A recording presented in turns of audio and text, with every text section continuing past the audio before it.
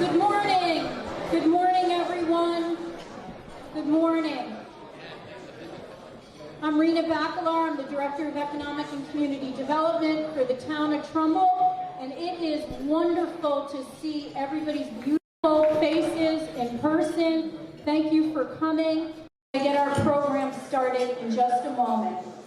Give yourselves a round of applause. You got up, you got out, and you're in a 150-person event. This hasn't happened in quite a while. So while they're serving, we're going to start our program, and we're going to start with opening comments from our first selectman, Vicki Tesoro. So as she makes her way up here, I just want to say thank you to Vicki on behalf of all of us at Town Hall and the town. You have lent some incredible leadership to the town and to all of us, candidly for the last 4 years, but especially during what we've been through the last 18 months. I know that the town staff feel that you have done everything to make us comfortable and safe and to keep operations going. You've done it with class and elegance and leadership, and we love you, we appreciate it, and people do not know that you work 24 hours a day, but we know and we appreciate it. So thank you, and come on up.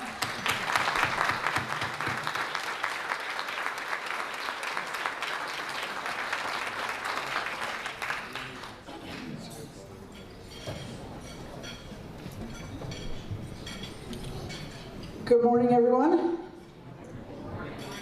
A little more energy, please. Good morning. And Rena, sorry, tight budget, no raise for you. Even with that nice introduction. You know, I would do it for free. Oh. The finance director jumped right on it. So I am so happy to welcome us in person this year. Let's give ourselves a round of applause that we could be here together again. So believe it or not, we were here on October 25th, 2019. That was the last time we were together for this program, and I believe that we all think that basically that was a lifetime ago. So I want to thank you all for being here today and for your investment and confidence in Trumbull. I thank you for the jobs you create, for the goods and services you provide, for all you give back to the community, and most of all, for your perseverance over the last 18 months. Thank you to all of our elected officials. If I could name just a few, Senator Marilyn Moore is here. Thank you, Marilyn. Representative David Tigliano. And I know that Representative Laura Devlin and Representative Ben McGordy wanted to be here, but they had other obligations this morning. So I thank you for being here this morning. So again, you put a tremendous amount of time and support into our community, along with all of our boards and commissions. So if we have boards and commission members here as well, can you please rise to be recognized?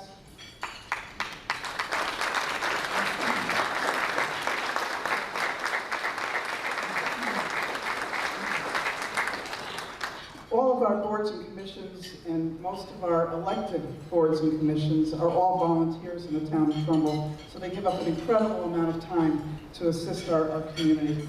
I want to thank our town staff from the Economic Development Department, Planning and Zoning, Fire Marshal's Office, Building Department, Police, EMS, Engineering, Finance, and all the other members of our town that are here, and those who couldn't be here for serving our community as well. So thank you for all that you do.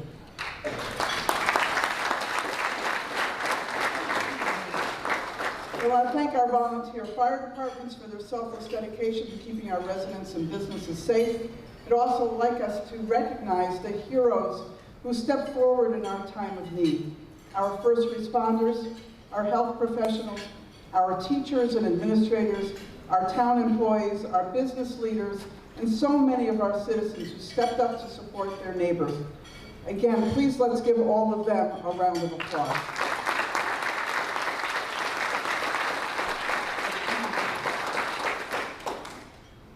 So thank you to our keynote speaker today, Stephen Andrews, Senior Vice President and Chief Economist for Webster Bank, who came down from Massachusetts to be with us this morning. We are looking forward to your comments on the economy this morning. A special word of thanks, again, to Rena Bacalar, our Economic and Community Development Director, and our Economic Development Community Commission for working so hard to make our town a welcoming one for our businesses, and for your efforts making this breakfast a great success.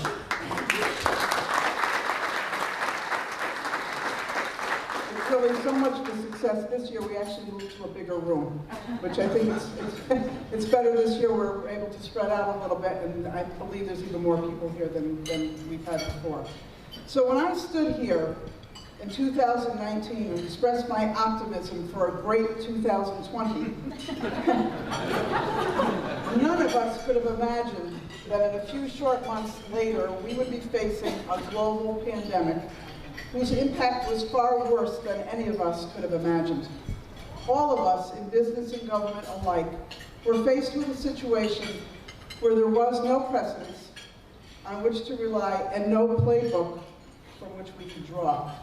We could have collapsed under the weight of those circumstances, but we did not. We rallied as a community, supported each other, and found a way forward. In my remarks in 2019, I stated, I respect our past, I have pride in the present, and I am confident in our future. Trumbull is the place to be. I say to you today in 2021, as we recover from a pandemic, the likes of which have not been seen in a century, more than ever, Trumbull still is the place to be.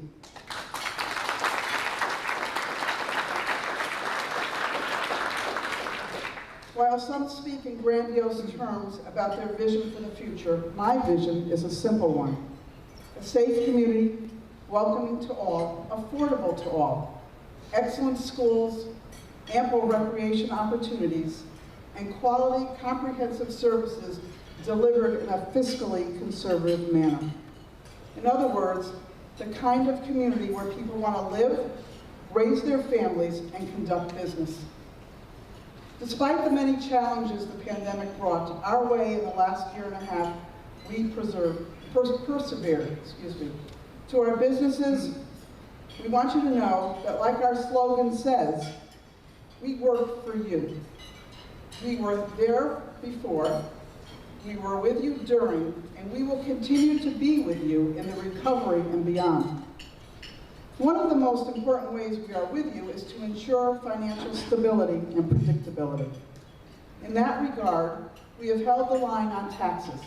Over the last 4 years, we have averaged a 1.5% property tax increase yearly, and in 2020, we had no tax increase at all. Our general fund is the highest it's been, and we had a surplus, a healthy surplus this year.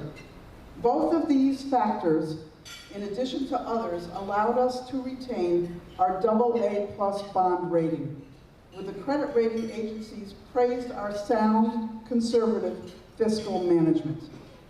We are supporting our business environment in other ways as well. We have sought and been awarded millions of dollars to improve our commercial areas, from roadway improvements to sidewalks to safe crosswalks and other beautification efforts. We have more in the works, so stay tuned.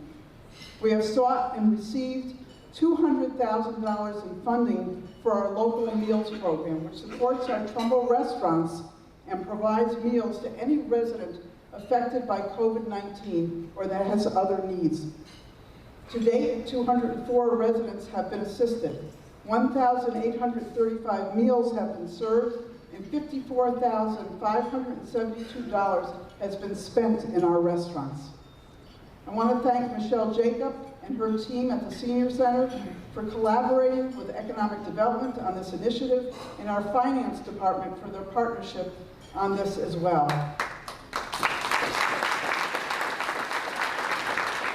And I really have to give a shout out to Rena.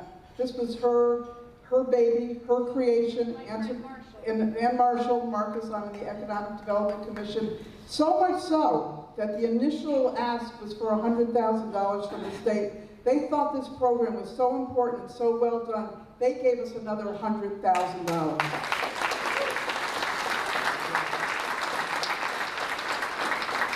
So thank you to the state of Connecticut as well. So we will continue to share information and opportunities for our businesses. My door and Rena's door are always open to our businesses. As I said, Trumbull remains the place to be.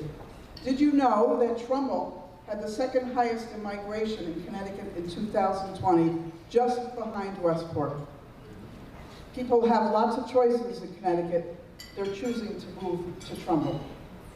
We also saw significant corporate locations to Trumbull since our last meeting. We welcomed Amazon to 7120 Main Street. They purchased a 114,000 square foot long vacant warehouse and invested over $11 million into the facility and have created 140 jobs so far. Image First Healthcare Laundry, a national company, opened the facility in our Trumbull Corporate Park, taking 60,000 square feet and creating approximately 90 jobs. Powerhouse Remodeling moved to Trumbull Corporate Park from Wilton, taking 26,000 square feet. Kim Hu and Kim Smith are here, I believe. If you are, would you wave your hands? From Connecticut Make-A-Wish. Are you here this morning? Supposed to be, because they couldn't make it. But anyways, if you have not seen or been to their new Connecticut headquarters in our Trumbull Corporate Park, please see them and schedule a visit. But I guess you can go on their website and give them a call, and you can schedule a visit there. It is absolutely a spectacular facility. It is wonderful for the children and their families. And I heard one person describe it as where Disneyland meets Dave and Buster's. It really is an incredible facility, and how proud we are that we have Connecticut Make-A-Wish right in the town of Trumbull. Couldn't be more proud that that's the case. So we've also had many other businesses open and locate in Trumbull recently. We welcomed Lindquist Supply to 30 Lindeman Drive from Stratford.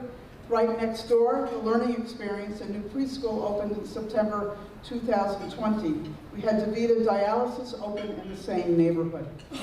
We had 7 new businesses locate to Long Hill Green this year, including Mariana's Pantry, Evolve Physical Therapy, Summer Evans Salon, and Boutique Martial Arts School. And we are all enthusiastically awaiting the opening of Echo, the new restaurant, in the next month or so.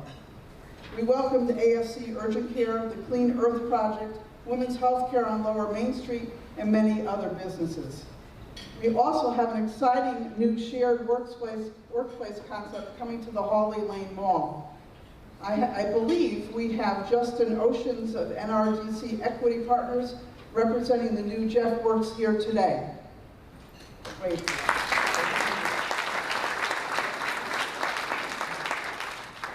So Jeff, I believe maybe, I guess Justin, right? You're circulating some information around so people, this is an exciting new business that's going to open right here in this area of town. And we thank you for investing in Trumbull. So we also expect Guacamole Grill to open in the Westfield Trumbull Mall in December. In terms of development, later today when we leave here, we will go to the mall for a groundbreaking for the residents on Main, a 260-unit market-rate complex that will help us evolve to a live-work-play environment at our mall. I believe, and I know because I saw Leonard, we have Leonard Glickman and some of his family here today. Yes, let's give him a round of applause. This is another wonderful development for our community, as we said, looking to transform our Trumbull Mall. So Leonard is with Rose Equities, and he's teamed with Garden Homes to develop this project. So again, thank you, Leonard, for being here this morning. So moving on, as I keep going here, the Woodside on the side of the former Henderson Lumber Yard on Reservoir Avenue has 113 certificates of occupancy at the last count, and all of the units are rented. I believe Bob Dale is here. Bob, are you here? Oh, okay. Bob, he's the developer of that project, so we thank him also for his investment in Trumbull. The 10 Trumbull development at 100 Oakview Drive was completed last year and is now fully leased. We thank Howard Rappaport and his staff for their investment. The River Valley Community, a 55 and over independent living facility, was completed this spring and is leasing up. We also welcomed to the completion of the new commercial plaza at 900 White Plains Road, and to say that Starbucks is popular, of course, as we all know, would be an understatement. And also we added a drive-through Dunkin' Donuts this year as well. Trumbull has really come into the 21st century, don't you think? So I already discussed briefly the completion of Long Hill Market, and we thank all of those for investing in Trumbull as well. You may have seen some of the recent news articles regarding our Board of Education Elite Program.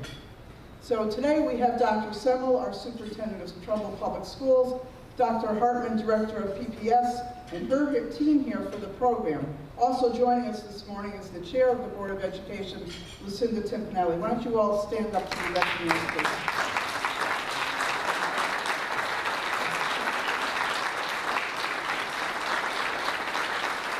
And we have members of our elite program here as well. Thank you. So the board and our superintendent and Dr. Hartman have done an incredible job planning for the opening of the next chapter Books and More in Trumbull Center. The used bookstore will not only be a destination, it will provide a wonderful opportunity for students to enhance their skills. We certainly encourage all of you to support this new business when it opens in December. And we're very excited, can't wait for the doors to open.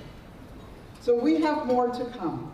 At 48 Monroe Turnpike, Mark DePeckel of Senior Living Development plans to construct a continuum of housing and services for 55 and older on that site. It will include a 55 and older active adult, independent living, assisted living, and memory care. The project will add millions to Trumbull's tax rolls and provide options for our residents to stay in Trumbull. While the project has received all of its land use approvals, unfortunately, an appeal was filed by an adjacent landowner this week and will create some delay. But nonetheless, we thank Mark and his team for their investment and also their patience. Mark, I know you're here. Can you stand up to be recognized, please?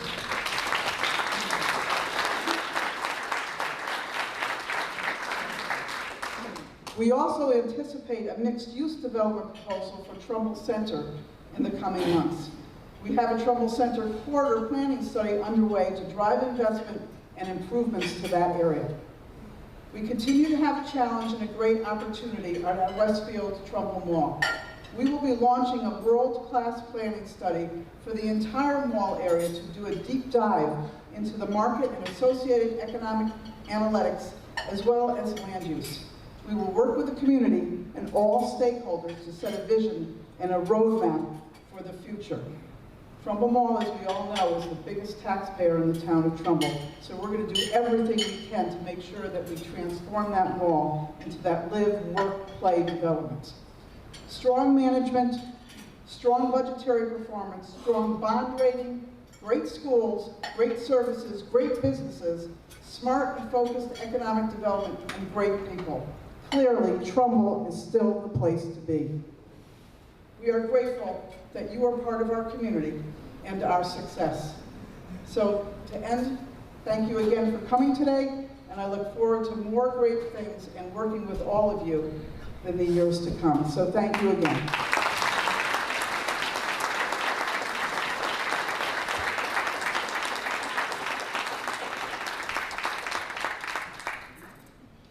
That was awesome. There's so much going on. I want to quickly introduce Ralph Sather. He's the chairman of the Economic and Community Development Commission. He's a dedicated volunteer, and he helps to guide the commission and their work and their support of everything you heard about today. So, Ralph. Thank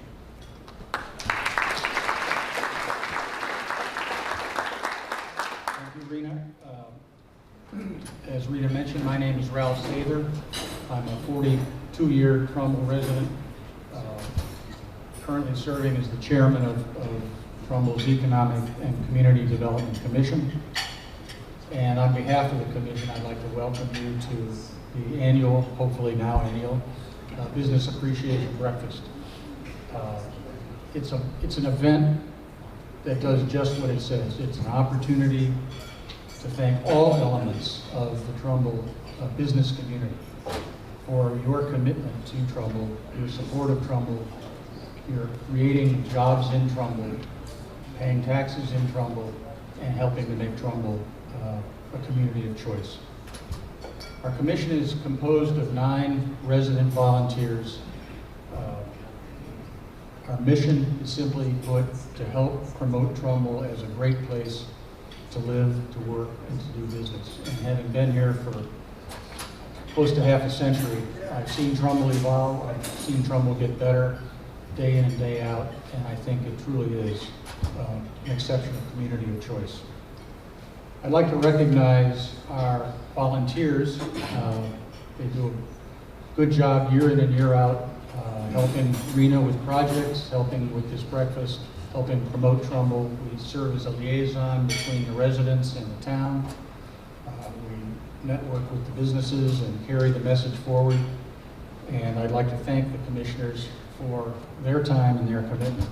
In addition to me on the commission, we have a vice chairman, Beryl Kaufman. He couldn't be with us today, but has served Trumbull for many, many years and is truly a gift to this town. Our secretary is Evelyn Zamory, out there by the door helping to run this wonderful breakfast. And the other members of our commission, Ted Chase, Karen Del Vecchio, Marshall Marcus, Eric Michelle, and Shelby Levina. So please give them a round of applause. I thank them for their hard work. I will get out of the way. There's much more important things to talk about, but I would like to mention one thing, and Vicki touched on it. My background is marketing. I'm starting in Procter & Gamble, and I'd like to think I brought a little bit of a marketing orientation to our commission. And I'd like to leave you with one thought, and the thought is positioning. Positioning is an important concept in running a business. Good positioning is unique, meaningful, believable, and sustainable. It's unique in your competitive environment. It's meaningful to your target audience. It's believable because you deliver on what you stand for, the positioning, and it's sustainable because you can invest in it and it lives long term. It's not the positioning du jour. Years ago, Trumbull really didn't have much of an economic development positioning. I guess you could say we were, quote, open for business, which we found to be unacceptable and not consistent with the energy and commitment that the administration and the Economic and Community Development Department brought to their jobs. We took a look at a lot of options and came up with something you'll see on your promotional literature at the table, and something Vicki touched on, and that is Trumbull working for you. And the difference between open for business, which is a passive, bureaucratic, if you show up at town hall, maybe we'll help you, feeling, and we work for you, is night and day. And I think this town lives and breathes the idea that you're not doing us a favor, we want to do you favors. We want to help you build your business. We want to reach out and make things easy, predictable, efficient, professional, and it's customer-centric and an important touchstone for everything we do. So again, Trumbull working for you is our positioning. It's different from most towns, and the administration and Rena's group delivers on that position. So in that spirit, a couple of thoughts I'll leave you with. Relative to we work for you, if you've got a problem, we want to help you solve it. Don't hesitate to come to town hall. You'll have an instant response. And if you have an opportunity, we want to help you develop it. Trumbull is still growing, it's evolving, it's becoming every day an even better community of choice. So thanks again for your commitment to Trumbull. Thanks for coming to this breakfast. And I'll turn this back to Rena for comments. Thank you.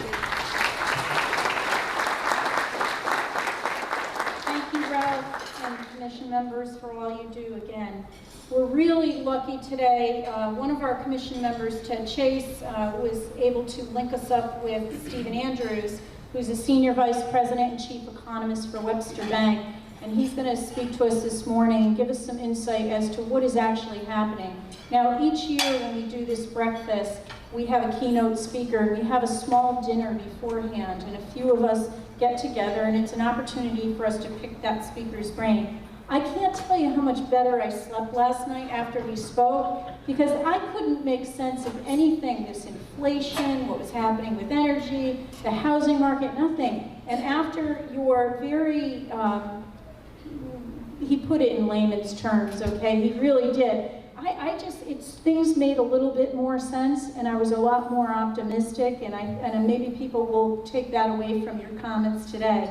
So thank you for coming down and being with us.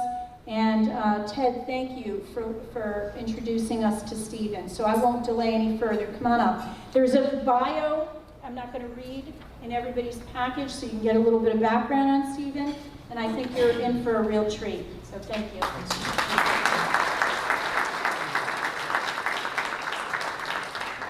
Thanks, Rena, and good morning, everyone.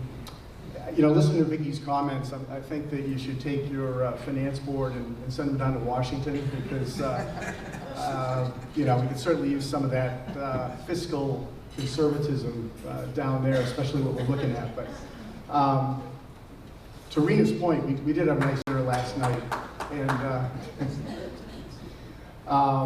my role within the bank, we put out economic things, but really our corporate clients that borrow from the bank are always like you do with your home mortgage. You know, should I get a fixed rate or floating rate? Should I go 5 years, 30 years, whatever? And they do the same thing with their business loans. And so we advise them based on what we think is going on with the economy. So I'm not an economist in the true sense of the word. I came up through the trading side of the market, started out at Citibank back in the dark ages of the 1980s. And back before we had 24/7 business news, you know, back then you just had the Wall Street Journal every day and the New York Times business section, maybe Barron's on the weekend, and now we've got 24/7 coverage, and we're still confused as ever. So what we're going to try to do this morning is kind of walk through some of the things that we're seeing.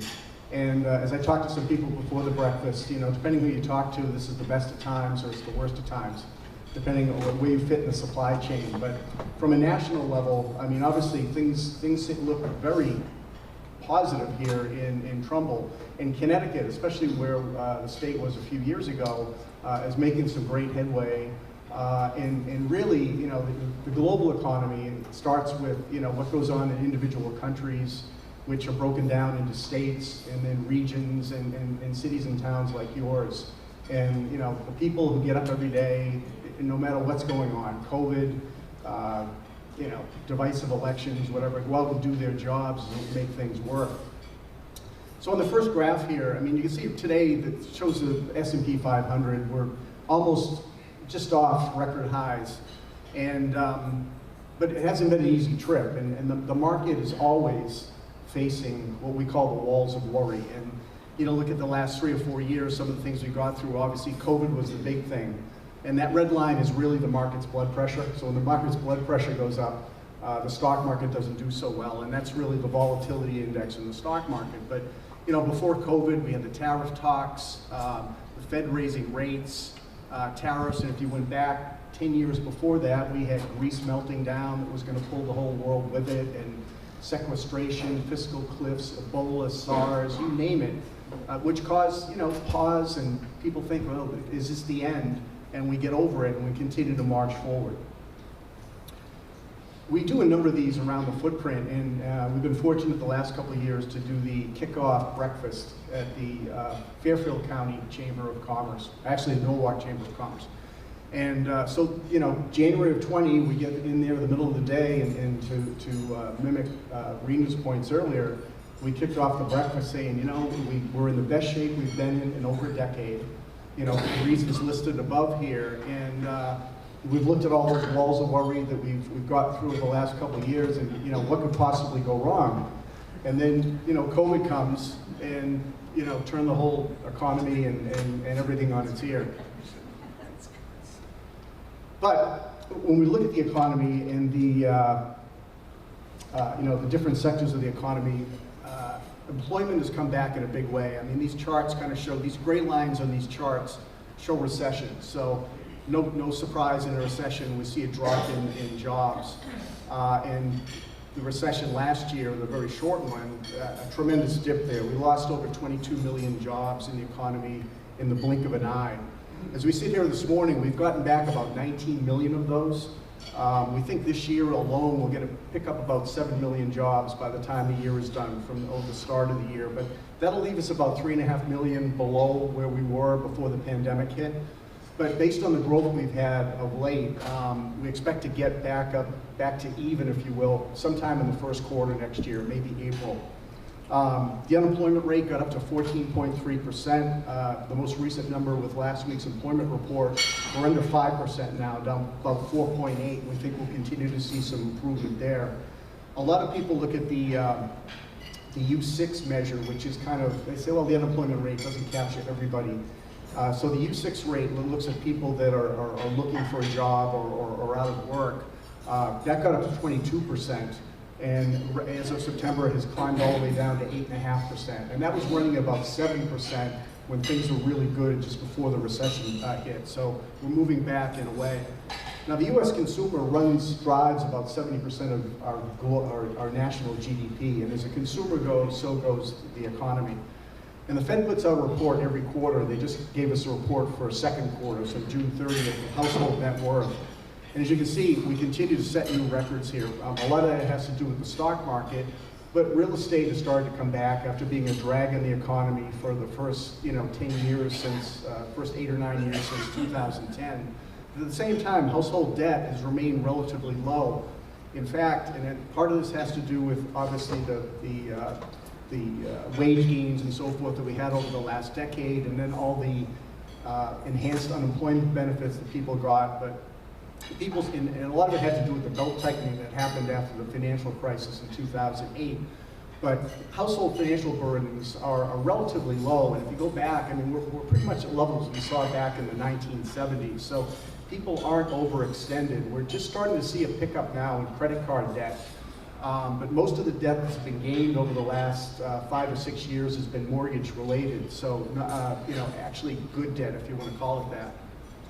So consumer confidence is taking a little bit of a hit of late. I mean, in June and July, we were, it would help me a lot if I put my glasses on.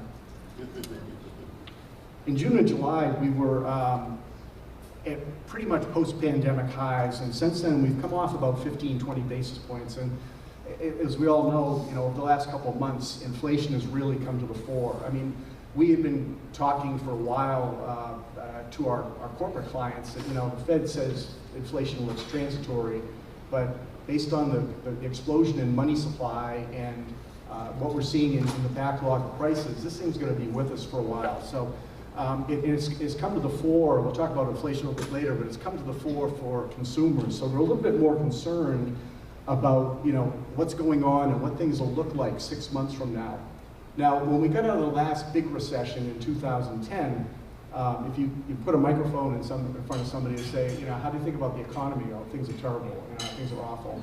And as soon as I put the microphone down, they jump in the car and head off to the Trumbull Mall. And so they weren't really they were putting their money where their mouth wasn't, if you will. So we're hopeful that this is still the case here, but you get the sense that angst is building a little bit. But it hasn't impacted retail sales. That V shape you saw there is obviously the midst of the pandemic when everything came to a stop. But people have gotten back on their feet and have gone out and started to spend. And retail sales today sit about 18% above where they were before the pandemic, not necessarily from the bottom. And restaurants and bars, which got totally clobbered, only moved into the black from a national perspective recently, are up about 8% from where they were pre-pandemic. So they're coming back to the train a little bit slower. And obviously with the supply chain issues and finding available workers, having a tougher slog than some others. Now, core retail sales aren't up here, but that excludes things like cars, sales at gas pumps, and building supplies. They're up almost about 18% as well. So it's pretty broad-based in terms of what people are spending their money. We're seeing the same thing for small businesses, and small business optimism. The September number went down about a point from August. We've been running up around 105 in the 3 years before the pandemic hit, and right now we're sitting just under 100. Last month, a record 50% of firms reported unfilled positions. You know, finding quality workers has been a problem. Another record 41% raised pay to attract and retain current workers, and 49% have had to raise prices to keep up with these input costs that are rising, and that's about a 40-year high. And almost to mimic what we're seeing with the consumers, most businesses now are saying we're a little bit concerned about the next 6 months. We're a little antsy of how this inflation is going to play out, whether we can be able to find the people that we need to staff our businesses. And as you can see here, you know, the job openings and hiring plans is pretty much as high as they've ever been. So looking at the economy from a step back, I mean, basically we got two real components here. We're a manufacturing economy, which makes up about 20% of GDP, even though we never produced more in our history as we're doing right now. We're just doing it with less manufacturing base, and the service sector is now over 80% of our economy. But when you look at it, the ISM puts out these reports, and they're 50-50 indices, so if the number's above 50, things are good and vice versa. And obviously, you know, we get a recession, things drop down, and then we crawl our way back. But when you get up around 55, growth is pretty strong. When you get up in the 60 level, where we are now, we're running red hot. Despite all the supply chain issues and everything else, which tells us that if things were more normal, if companies could get the things they need to make their widgets, the growth would be even stronger. And that's partially what's going on in the US and partially what's going on globally. I don't have a separate slide for the service sector, but it looks almost exactly the same. The service sector is, they're made up of about 18 different industries that they look at, and 17 out of those 18 industries are all reporting growth. And as far as growth down the road, some of the subsectors that look more forward, like new orders and production, are also running up in the 60 level. So both sectors look like they've got a lot of momentum. They're going to take us well into 2022 before we have to get all that concerned. So some of the things we track is obviously, you know, the things we produce and the demand that comes from it, you know, what's going on with transportation. So we look at truck tonnage, rail tonnage, what's going on air cargo and shipping, and you know, because it correlates a lot with economic growth, as you can see from the S&P 500 here. You've all seen the pictures in the paper of all the boats floating off the port of Los Angeles, trying to get in there. 2 months ago, there was a line of boats out there, and it took them about 4 days to get offloaded. Now it's moving up closer to 4 weeks. And this kind of explains some of the problems people are having getting, you know, summer furniture or you know, all the supplies they need to move along here. And you know, it's one of those things where it's part and parcel to the shutdown. You can't make everybody go home and then say, okay, well, let's get back to where we were last Tuesday. And it takes a while to get back, but that's going to hamstring growth a little bit. But the momentum is still there, and we're still relatively positive. So the other sector of the economy we're keeping a close eye on, obviously, is real estate. And residential real estate market usually gets us out of a recession, going back to the 1930s. You know, when we'd have a slowdown, you know, guys say, well, I think we're bottomed out here, let's put up a house, and you hire builders and furniture. But this last recession we got out of in 2010, the housing market was a millstone around our neck, and no more, a few places were worse than what happened in Connecticut. But eventually we worked down the overhang of foreclosures, and as we got into 2020, it's estimated that the economy needs about 1.5 million new homes every year just to keep up with demographic growth and replacing obsolete homes, tear downs, if you will. And we hadn't been at that level for the better part of a decade. We just moved into that as January 2020 dawned, and then the pandemic hit. But the good news is we're back up around 1.6 on a running rate, and permits for new construction are running around 1.6, 1.7. So builders are very optimistic, obviously, because they're so far behind from a supply standpoint. And then you had the issues with lumber, and now with supply chain issues. A lot of the homes, new home sales, we were talking last night, most of the new homes that were sold this year, we're on pace for about 600,000 new homes across the country. Half of them haven't even been built yet. And some builders now are pushing back a bit because obviously they quote a price, I'll have your house built by November. The house isn't built and the price has gone up like 30%. And some of these guys are, you know, hemorrhaging a little bit. So they're saying, you know what, they're building clauses into their contract saying, you know, if prices go above X, we're gonna have to change the thing. So some pre-sales are slowing things down as well. But the bigger sector of the market, existing home sales, which is about 70% of the market, as you can see here, has come back in a big way, but there's no supply. You look back at the housing boom back in 2002 to 2006, sales were off the charts. You ask any real estate person, the average supply of homes in the market was about 6 months supply. When you get below 5%, the market kind of gets a little bit tight, but right now we're right around 2% month supply, so scarcity is huge. A year ago, we're saying, you know, it's pretty interesting. The average 50% of the homes sold in 2020 were sold within 30 days of being listed for sale. Today, it's up to 89%. And you can see if there's an open house around here, we were saying last night it looked like a cake party because there's cars down the street and people are going in there, you know, see if they can grab the house and get it. So the demand is there, and it's a lot of pent-up demand of, you know, you think about all the kids that have been living in the basement and the garages that couldn't get a house over the last recovery. They're coming to the fore along with the normal household formation. So housing looks good, you know, for the next year or two unless the economy takes a serious downturn. So we talked about fundamentals, you know, manufacturing, housing, employment, which are all looking pretty good.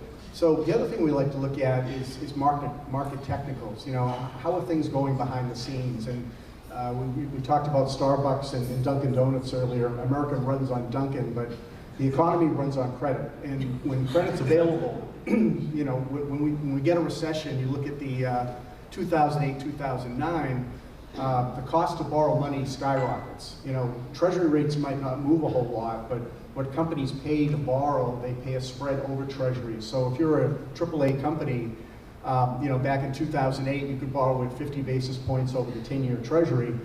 And when the recession hit, you were borrowing close to 300 over. And if you were a junk bond borrower, borrowing at 400 over treasuries, they went up to like 20% over treasuries. So, but things normalized, and we've had a couple hiccups along the way here. In 2012, that spike was the Greek crisis, and 2016 was the global stock market crash because oil prices went up a bit, and obviously the pandemic on the far right-hand side. But the chart tells us today is there's little signs of systemic risk in the economy. People right now are currently still able to pay their bills. We're not seeing a lot of delinquencies. The people in forbearance for mortgages, those numbers are coming down. And most of those people, because of what's happened in the marketplace, even if they're in tough times, a house has built up enough equity that they could probably refinance. And if they don't put their house in the market, there's plenty of people waiting out there to grab it. This chart I used a lot, and if there was one chart, if I had to use one for the entire program, I'd use this because it kind of illustrates what happens before every recession. And this chart goes back to the 1950s, and you use this at a cocktail party. You say, well, you know, what causes recessions? Well, you say, well, when the blue line gets too high and the red line gets too low, you know, I'd start, you know, looking for an exit. But what that tells you is that the blue line is short-term rates, the Fed funds rate, minus inflation. So when short rates get too high, it kind of chokes off the economy. At the same time, the red line, which shows the slope of the yield curve. So, you know, you've got a yield curve where you've got T-bills down here and the 30-year bond out here. You know, normally it looks like this because rates go up the longer you go. But when things start to get bad, long rates start to fall, even though short rates don't move. And at some point, they get down to flat and sometimes even negative. And that's what shows here when they've gone negative, when it goes below the line there. So usually what happens is long into the market tells us that things are a little bit nervous. And even as 2020 dawned, you know, people were a little nervous because the yield curve was pretty flat back then because the Fed had raised rates in 2018 and 19, and the difference between the 10-year rate and short rates was pretty flat, even though the economy was doing pretty well. Part of that had to do with the demand for treasuries. I mean, the global economy was coming back, people were investing in stocks, commodities, and a lot of it was going into treasuries because at that time, as low as our rates were, we were above negative, and European countries were 10-year rates were below negative, negative rates. So money was finding its way to the US, and it kind of kept a cap on rates. But as you can see in the far right-hand side, real rates are very negative because short rates are around 10 basis points, inflation's at 4, which means you're getting a negative 390 return on your T-bills. At the same time, the yield curve is pretty positive with the 10-year treasury at 150, short rates at 10 basis points, so the curve is positive by about 140 basis points. So the Fed is not a threat right now, and they keep saying they're not going to be for the time being. But one of the problems the Fed has created here is in pumping up the money supply, and we did the same thing back in the 2008, 2009, but you see the money supply didn't go up as much back then, even though we had QE1, 2, 3, 4, and there was a lot of money going to the economy, but most of that wound up on banks' balance sheets, which they held as excess reserves. It didn't really get into the general population, where this time, the money went right into people's wallets. So the problem with having inflation right now is you got these people flush with cash, supply is limited, you know, and I'm starting to hear reports now that grocery stores, you're getting limited on, you know, baby wipes or whatever. So that's a classic recipe for inflation, too much money chasing too few goods. So, you know, we don't think just yet, and long rates tell us that the market doesn't seem that concerned that we're going to see a run of double-digit inflation that we saw in the 1970s, even though the last 6 months inflation numbers have been running close to 8–9%. It all depends on how quickly you can work out these logistic log jams and get rates back down there. Some other looks at inflation, I mean, since 2019, a look at average hourly earnings, which have gone up pretty quickly, but as we can see, inflation started to catch up rapidly. So what looked like really good wage gains a year or two ago are starting to get squeezed a little bit, and I think they said yesterday the average person now who makes the average median income is spending an extra $200 a month now between gasoline, heating oil, groceries, and the like. So it's a tax in a way, and it's going to slow things down. But again, we're in pretty good shape to absorb this, but it can't go on too long. One other look at inflation, obviously from 2010 to 2020, the Fed was trying to get inflation up. We were only running at about 1.5%, and looking at what was going around the rest of the world, the Fed was definitely afraid that we might see some deflation, because you look at what happened to Japan for the last 20 years, and they've had rates zero forever, and they can't seem to get any lift in their economy. So having lived through the 70s, the Fed said, if inflation goes double digit, we've done that before, we can handle it, so let's stoke it up a little bit. And they've kind of gotten there, but it kind of shows the difference. Up until then, hard goods, whether you're buying big screen TVs, there really wasn't much inflation. But if you had a kid in college, somebody homesick, you know, you need medical help, any kind of services have been rising off the charts. So those monthly inflation numbers are heavily skewed. You know, you get an average, but when you break down the numbers, depending which things you need more, some people are paying a lot more than others. At the same time, I mentioned that the market would tell us if they were getting concerned. So here's a look at the 10-year treasury today. We're right around 1.5%. Compare that to where we were, say, 30 years ago. In the 1990s, it averaged around 6.5%. We've been in this long, steady slide down. For a long time, it seemed like 150 was the floor, and then the pandemic hit, and we got down under 50 basis points. But our feeling is that, you know, eventually rates are going to rise, but there are a couple things going on here. I mentioned the global economy doing so well is causing a lot of people to buy treasuries, despite the fact that the government can't print them fast enough. There are people out there right now that need them and need them for investments, and they're being gobbled up. But if that were to change, or for some reason someone said, Canada's the place to invest, you know, and they started moving their holdings around, that could change rates dramatically. But for now, we're living in a pretty good situation. Obviously, government spending is out of control. I mean, you saw what we did after the 2009. We had the shovel-ready projects. We threw almost $1 trillion at the economy, that bump there.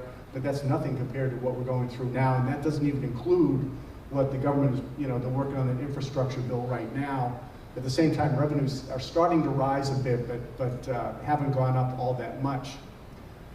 if you want to say we're living in a fool's paradise, the one benefit out of those low, long 10-year rates is the fact that, despite the fact that we've got much more debt than we had back in the 1980s, the cost of that debt is relatively low because interest rates are so low. But that could change, obviously, pretty quickly. From a global perspective, as we wind down here, it's not just a US phenomenon. The global economy, I mean, COVID is a problem in Europe, India, the Far East, it comes and goes, but they're still moving back to normalization. And whatever government program is out there, the best recipe for health for the economy is a continued reopening, and we're seeing that around the globe. So global production and trade has come back in a big way. We're not all that concerned. You might read about the monthly trade deficit. I think we set another new record in, I think it was the August number, 74 billion. But what we look at is total trade, imports and exports combined. Because really, I run a deficit with Stop and Shop, okay? I give them all my money, they don't give me any money, but I get something for it, and that's how trade works. So as long as global trade keeps moving up, it pulls the rest of us with it. The same thing holds true for what that means for industrial production. The Eurozone had a much tougher time with this most recent one, but they've come back really quickly, and we're seeing that whether we look at China, Japan, India, the global production is coming back. And as a result, the global stocks, it's not just a US phenomenon. We're near records, but so are our global stocks. And this looks at the global stock index, taking the US out of the equation, and they're pretty much close to record highs as well. So we're seeing global growth come around here. So we seem to be recovering, despite the supply chain headaches, recovering from this relatively rapidly.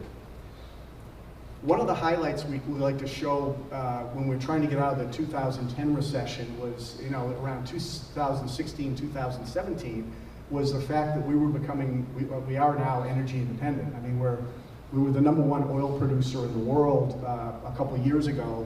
We were doing about over 13 million barrels a day.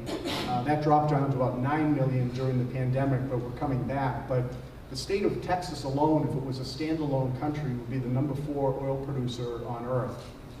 They moved ahead of Canada recently, and so that's huge. And things like natural gas, where you read now in Europe, the price is doubling, it seems like, on a weekly basis. We have a natural advantage there, and we started to see a reversal of the concerns of 2012 and 13. Remember everyone talking about companies are offshoring, they're leaving the US because it's cheaper to build a plant in South America or China, whatever. But this global energy change has caused a lot of companies to onshore again, especially if you're energy intensive, like steel, chemicals, cement. If you fire your furnaces on natural gas, the cost here is about a quarter of what it is in the Far East and about a third of what it is in Europe. So, and also the fact that we don't have to defend far parts of the world anymore just to keep our energy supply going is a huge game changer. It adds a little bit more tailwind to our recovery. So just in closing, the US economy, right up until the Great Recession of 2009, grew on average about 3.1%. This goes back to the 1950s, post-World War II. And with the Great Recession, we got off the rails, and we spent a whole decade where we just grew about 2.1% for the better part of a decade, which basically made us lose about $4 trillion in income that we would have had if we just stayed to the norm. We've been slowly trying to get back there, and obviously, the far right-hand side, a little V there, the pandemic didn't help, but we're trying to claw our way back. We're expecting this year to see GDP grow around, we were thinking around 7%, but this third quarter slowdown is probably going to take us back a bit. But we lost 3% last year for the year, negative, but we're probably somewhere around 6.5% for this year. And next year, we're probably going to slow down to maybe, 4.5%, which says, but compared to that 3% trend line, it's still going to look pretty strong for next year, just not as strong as this year. So when the Conference Board puts out a report monthly about leading economic indicators, what are the tea leaves telling us? And if we looked at this a year ago, we would have had a couple of X's up there. I mentioned the yield curve being flat, people were worried about that. Consumer confidence was a little bit worried. Some of the manufacturing orders were off a bit, but today we're almost at 10 out of 10. Consumer confidence is waffling a little bit, but hasn't taken a sharp downturn. But the tea leaves are saying that, you know, this recovery has still got legs, and, you know, the biggest threat we face is, you know, more shutdowns of politics. So this outlook looks very similar to what we saw in January of 2020. We don't see a recession certainly next year, or probably we'll get through 2023 before we have to worry about it. You know, we expect inflation is going to have an effect on long rates. So the 10-year Treasury today at 1.5%, you know, is likely going to get up into the 2s next year. It may continue to rise, but that depends on inflation and you know, global demand. And then there's the politic aspect. I mean, we're heading into 2022, the midterm elections, and, you know, right now there seems to be a roadblock in Congress to, you know, serious more debt, and obviously the taxes that would come with it. And, you know, if we can stall that into 2022 and things change a bit, and the relief that we got in 2017 from lower taxes and lower regulatory environment, which gave us a huge tailwind, if we can prolong or at least keep some of those, that'll help us as well. So as we look at the finish of the year, I mean, short rates aren't going to move that much until the Fed starts raising rates.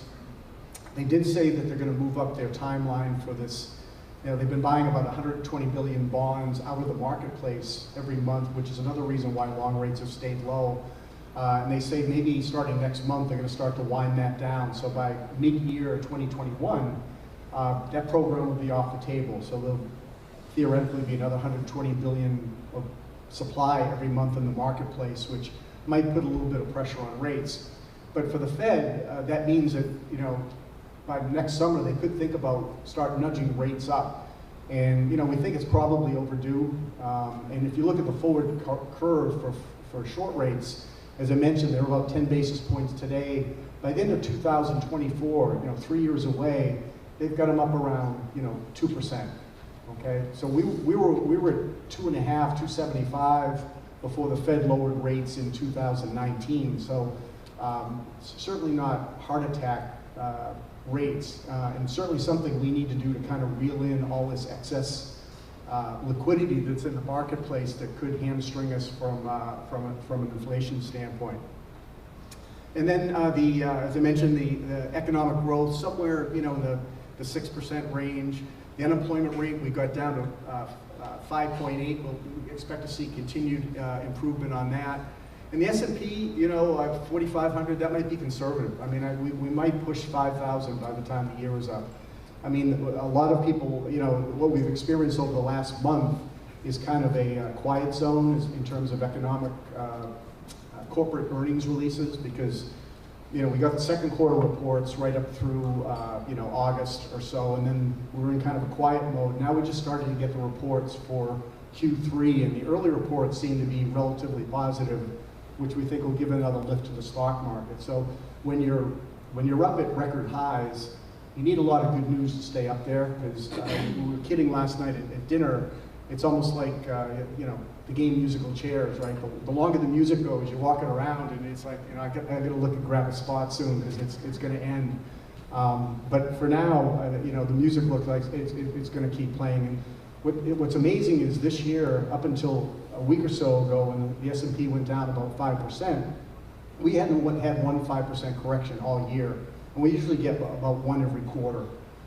So we're going to have some fits and starts in the market, but as you can see here, from a fundamental standpoint and from a technical standpoint, the foundation for the economy looks pretty good right now. There are a lot of hiccups and a lot of supply chain issues that we have to work through, but the things that you do in this room in your businesses are being replicated around the country. And this is where the growth comes from. It's not from Washington. And the local problems that are solved, you know, get pushed up the chain. If someone sees a good idea, someone else replicates it. And before the pandemic hit, we've been saying that we thought that the 2020s might mimic the 1920s, when, you know, we came out of the last big pandemic and, you know, new things like Model Ts and Victrolas and things like that. So, oh, well, I'm living in a glorious age. But you look at today, in the 2020s, of things like biotech, robotics, artificial intelligence, nanotechnologies. We're getting smarter and quicker at getting better. We keep improving on ourselves. You think about things that are, BlackBerry, that was the hottest thing in town 10 years ago. It's like no one uses it anymore. Our technologies, we're going through things faster and faster. And we gain that from an economy, from things like that. So I will stop there. One thing I'll leave you with is, I didn't have it up here, but we put out a weekly update. Some of the people in the room with our customers get it. Just to keep you abreast of what's going on a week-by-week basis. There's no obligation to do business with Webster, but if you'd like to get it, you can either find it on LinkedIn under my site, or you can give me your card and we'll put you in the queue. But with that, questions? Yeah. So I just want to thank you. That was so interesting.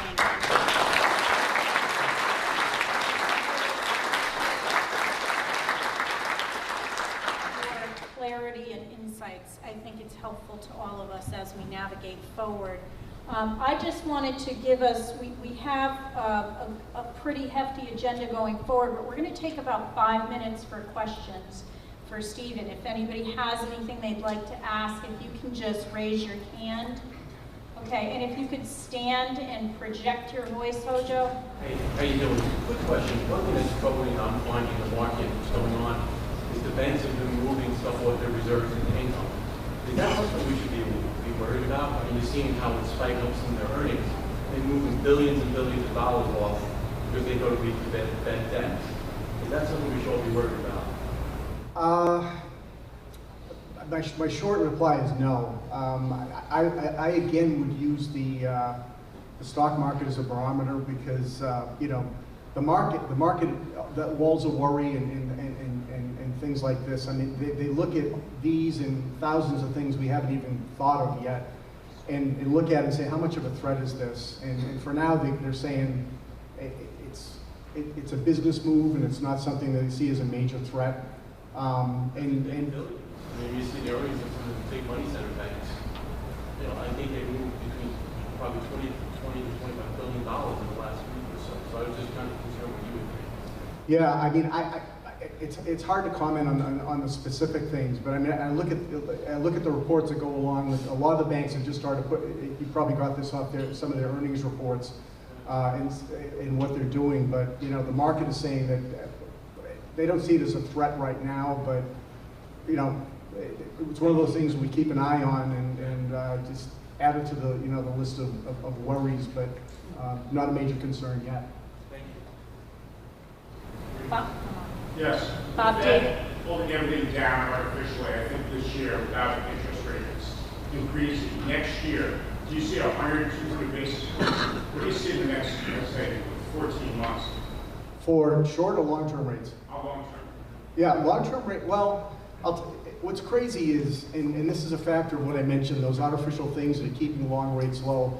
Traditionally, the 10-year Treasury yield is about 1.5% over inflation, okay? So let's use average inflation today around 4%. The 10-year Treasury today should be around 5.5, 5 3/4 instead of 1.5. So we've kind of said the risk is there that long rates could move up quickly, and if they get the sense, and it's besides the stock market, that's the other good barometer. If you see long rates start to move up quickly, it'll tell you that the market's losing confidence that the Fed has a handle on this, or they're worried that they're not monitoring inflation enough. And we tell our corporate clients, I mean, why the U.S. government isn't issuing 100-year bonds right now with rates near zero is beyond me, but whatever. But it's certainly a potential risk which we bring to our corporate clients and say, look, I'm not telling you to fix all your debt, but maybe 50% of it you should have it fixed here, because if rates do spike, you'll have a piece of the rock, and if it doesn't, then the piece you leave floating will get you kind of a balance. But it's such a hard gauge, but it's like walking down a hallway blindfolded. You're not sure, it feels okay, but for now, we're giving it the benefit of the doubt. Is there anyone else who'd like to ask Dave Bertigliano, our state representative? I did have one quick one. I wanted your opinion. The federal government is still doing the quantitative easing, the program that started after 2008, 2009 recession. How much do you think that's added to inflation, and what do you think would happen if we just sort of stopped printing all that money every month, which we clearly don't need. Right.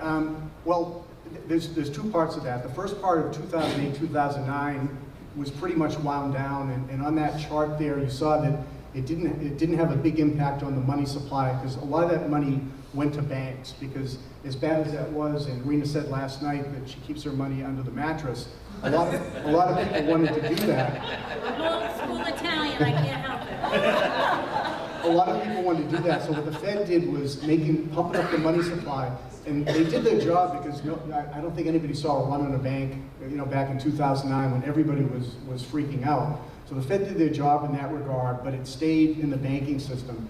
This time it's more of a concern, because even though it's not called that, the current situation, this 120 billion is a QE program, and it's gone right to the people's pockets. So the potential for inflation is much more severe today than it was 10 years ago.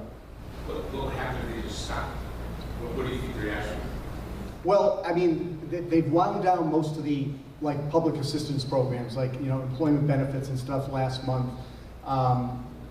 We haven't fallen off a cliff. I mean, I think what we'll see in the next couple of months, we might see a month, November, December, we see the jobs number go up by 1 million people, because the people who've been sitting on the sidelines, a lot of them, we were saying, are probably working under the table, get back to their official jobs, and that'll give an artificial lift. It won't be as strong as the number says, but as far as pulling the rug out under the economy doesn't need training wheels right now. We are, from everything we put up there, the Fed should kind of, back off and let the corporate world take over and do their thing. And that's why I think the reopening thing is so healthy for us.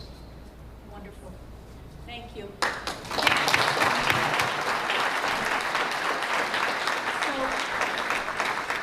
That's a great offer about your newsletter, so please check out Stephen's LinkedIn page or visit with him before you leave. Thank you again. We have some other exciting things, so I hope you can stay. We have Deanna Nofrio from the Bridgeport Regional Business Council and Frank Gennarini, our Barnum Festival ringmaster, that I'd like to invite up now. And then we are going to talk to you about another special project that's happening in Trumbull that I hope you'll stay for, because you're going to get a virtual tour of the up-and-coming Trumbull Veterans and First Responders Center. So please stay with us. Dan, come on up.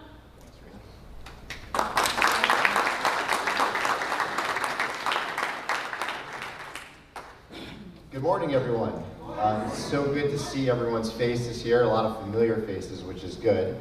As Rena mentioned, I'm Dan Onofrio with the Bridgeport Regional Business Council, and more importantly for today, the Trumbull Chamber of Commerce. I got to just acknowledge Burl Russell, who's way in the back there in the Marriott here. I know it's been a difficult year and a half or so, but it's good to see the parking lot full when I came in this morning. So congratulations on all your efforts, and really all your business folks that are here and organizations. It's been a tough 18 months or so, right? And I've just been happy and grateful in my role at the Business Council and the Trumbull Chamber to assist where we can. And I want to echo two comments, and I'll keep it short, but 2 points. One from First Selectman Tesoro, who mentioned Trumbull's the place to be, and it is. And it takes an effort from not just Mariana's Bakery, the small business owner, all the way up to Dave Rutigliano and Senator Moore. It's everyone. It's a collaborative of a multitude of people, and I'm just happy that the Trumbull Chamber can be part of that effort. And Ralph Sater's comment about working for you, and that's what we do, right, at the Chamber and the Business Council. So I just want to acknowledge the Trumbull Chamber board members who are here. There's a bunch of you here, but I did want to acknowledge Fred Petrosi, who's going to be our incoming chair in the back from Webster Bank. We're looking forward to his leadership, and I just appreciate the leadership in this room and all that you do for Trumbull and the greater Bridgeport community. So thank you very much. Have a great morning and the rest of the day. Thanks for that. Ringmaster comes up, I have a story to tell you. I was out for happy hour. I know that would surprise some of you. And I happened to run into Frank Gennarini, and he happened to somehow talk me into hosting an event for the Barnum Festival this coming year in Trumbull. So you'll all be hearing about it. We haven't set a date yet, but we're going to do a celebrity bartending contest. You'll hear more about it. I've already recruited Ray Baldwin, First Selectman Tesoro. Myself and my daughter will be celebrity bartending, and I'll be talking to some of you in the room here about our events, so that will be in the spring. So Frank, thank you for being with us today, and come on up and tell folks a little bit about the festival and what you're up to.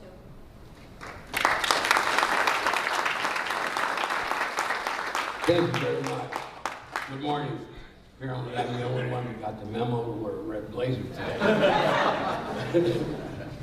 The festival has a long history. They've started out in 1949. They selected an individual to be the ringmaster each year. I was selected the ringmaster in 2020. And then I was selected the ringmaster because we didn't have a festival. I was selected the ringmaster in 2021. And then they had a Zoom meeting and I was selected the ringmaster for 2022.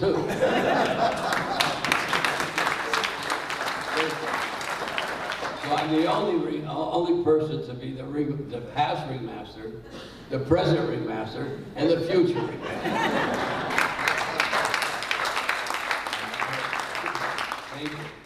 We do plan on having a festival in 2022, and we've scheduled a golf tournament, a ball. The ball, I believe, may be in this room, the Ringmaster's Ball. We're also selecting a car show and food truck festival, and that's called Wheels, Meals, and Deals. So we do hope to have a full schedule or close to one, and I hope and expect to see everybody there. Yeah. And with that, I thank you very much, and thank you, Rita. See you then. Next time I want to see more red blazers here. It's going to be fun. He's a lot of fun. I want to invite Marine Corps veteran, Vietnam veteran, former First Selectman, former police officer, current chairman of the Trumbull Veterans and First Responder Center Building Committee, Ray Baldwin, to talk to you a little bit.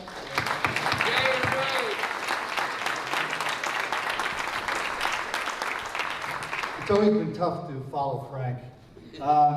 First of all, I'd like to start by asking all veterans that are here in attendance this morning to stand up, please, and remain standing. All veterans.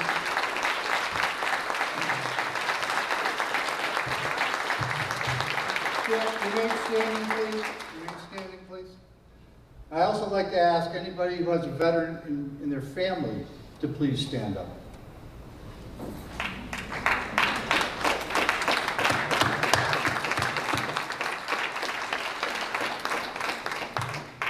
So that underscores the need for what we're trying to accomplish here in the town of Trumbull. In the greater Bridgeport area, in the 7 towns that are around Bridgeport, there are over 30,000 veterans that have served in the armed forces, over 30,000, including their families. Currently in Upper Fairfield County, there are no facilities for healthcare, job training, counseling for veterans. On average, 21 to 23 veterans commit suicide every day in the United States. 21 to 22 commit suicide in the United States. We as a country have not done enough for returning veterans. We have not provided enough services. Fortunately, through the leadership of First Selectman Tesoro, Senator Moore, Representative Rutigliano, we have an opportunity to change that in the town of Trumbull. The facility we're going to have is not your typical VFW American Legion. Put that out of your mind altogether. There is not going to be a bar. Although there'll be a service bar, there's not going to be a paid bar. People are not going to sit around there, get drunk, and tell stories. What it is a living, breathing facility where men and women can gather, can receive job training, counseling, health care from our VA, from our local hospitals and healthcare agencies, and job training from places like the workplace. So right here in the community, we have an opportunity to change the paradigm that's going on in our nation. Our local VFW and American Legion posts can have a place to carry out the missions that they have for our veterans and their families. And our first responders, our law enforcement, our police, fire, and EMS will have a facility in which they can do training for their medium-sized seminars and so forth. In fact, Katz's Pond, where this facility is located, has actually been used for many years by fire, police, and EMS to do water rescue training. Our local legislative bodies, our town council, our board of finance, as I said before, the first selectman, have all embraced this facility. But it's not just a facility for veterans and first responders. It's a facility for the entire community. One where the Trumbull Chamber, all chambers, Rotary Club, PTA, Lions Club will have an opportunity to have a place to gather, have large meetings and functions. And lastly, it's a place where people in the community themselves will be able to rent this building out for functions such as weddings, birthdays, and other celebrations. So indeed, it is a place that embraces everybody in the community. It's a paradigm where veterans, first responders, and the community can come together, and we can hopefully provide veterans with the assistance that they well deserve. I'd like to thank George Wiles and his team for putting together the design for this building. I think you've seen the video it's run while I'm speaking. I'd also like to acknowledge the team. So somebody mentioned before this morning, how come they got so many people in the room this morning? He said, it must be Rena. Well, Rena has been one of the vanguards in this endeavor.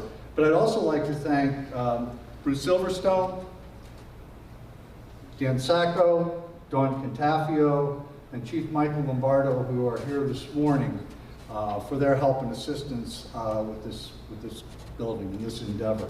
It's near and dear to my heart, and I hope you as a community and your organizations will support us going forward. Thank you all very much.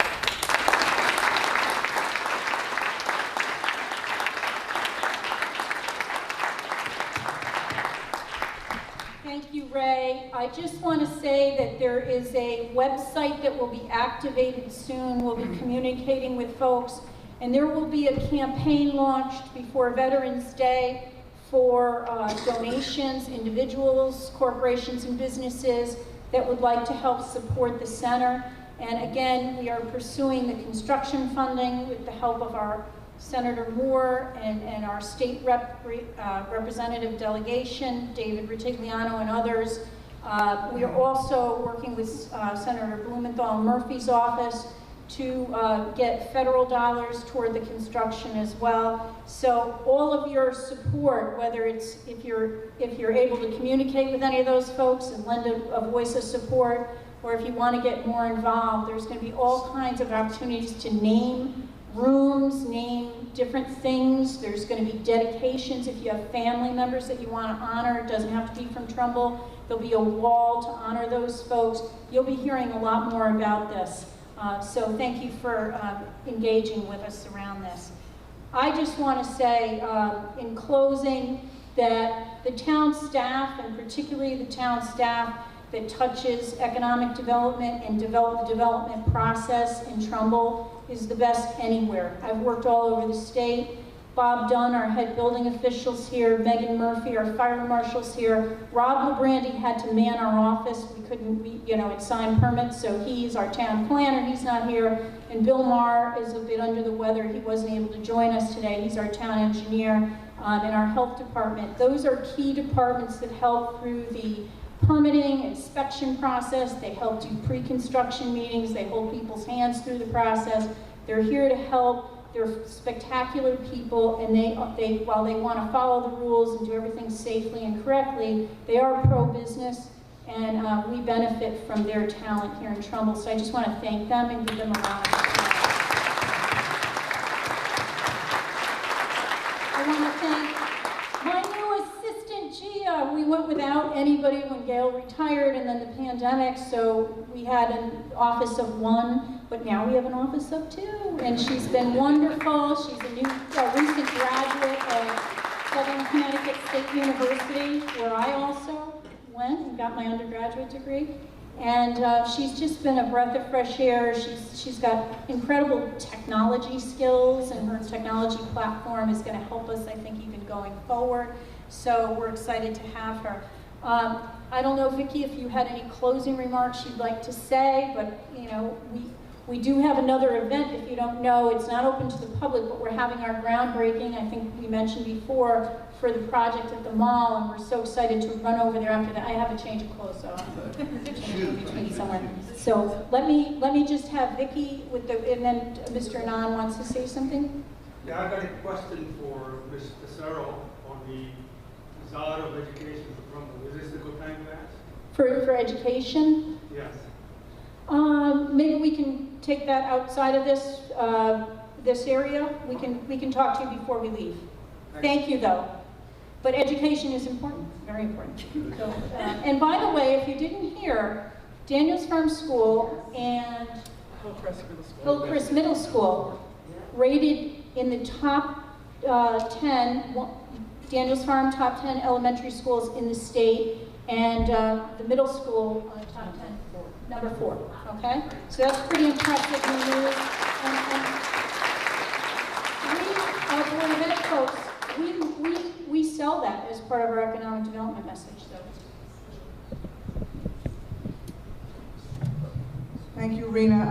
I don't want to keep you much longer because I know everyone's got a busy day, I'm sure. But again, I think you heard about all the wonderful things that are happening here in Trumbull, how we have just wonderful people that work for us to work for you, as we've said all morning. So thank you very much again for coming here and being able to share with us in the celebration of Trumbull. And again, we're here to work for you. Thank you very much. Have a great day and a great weekend, everybody.